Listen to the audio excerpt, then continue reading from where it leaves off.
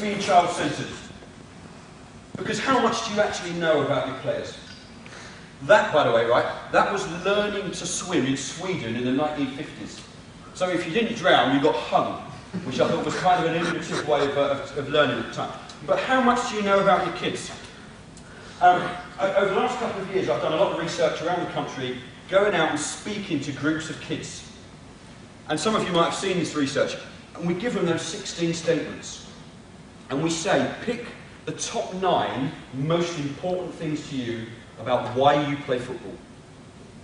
Get rid of the other 7 that aren't important, and then organise those 9 in terms of order of importance, with 1, the most important thing to you about why you play football, down to 2, the second most important, etc.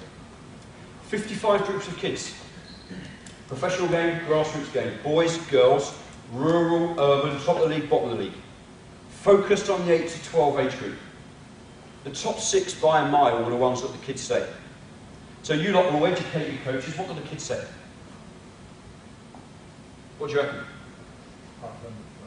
Have fun. I like skilling people. Like skilling people. Well done for being brave and saying the kids' word, but it's kind of low down the list in terms of order of importance for the kids. Like playing with my friends? Absolutely. It's one of the reasons that kids go to play football. Trying hardest rather than winning.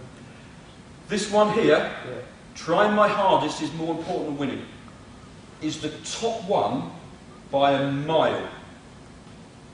So get your head around that as an adult. Trying my hardest is more important than winning. Because we look at the world through a different value set.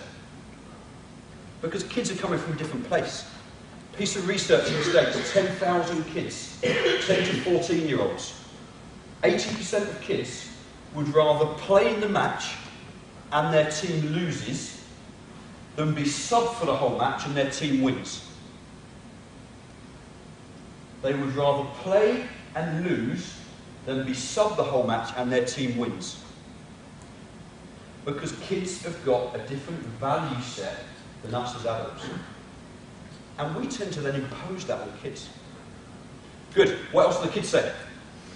Really good game. Really good game and I love it. Absolutely. No one stops doing something because it's just too much fun. That doesn't happen. Kids love it. Good. What else? 2 more. I like having a team. It's kind of low down the list. Not massively important for the kids. Meeting new friends through football. Meeting new friends through football. Absolutely. Think about the social circles that you've got.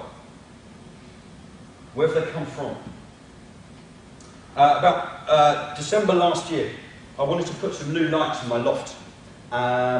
So my best mate James, he said, I'll come out and do them. He said, I've done mine, I'll come out and change them. He's not an electrician, but he said, I've done mine. I said, okay, fine.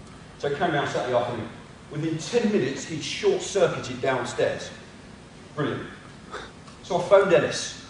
I played football with Ellis at Horsham probably 4 years before that. And I might have seen him twice since. Electrician. Ellis, this is the problem. What's that? He said, yeah, I'll be round 9 o'clock Sunday morning. He came round, sorted my lights out, wouldn't take a penny off you, nothing at all. That's the best thing about football for kids at grassroots. It keeps me fit and healthy is the other thing that the kids say.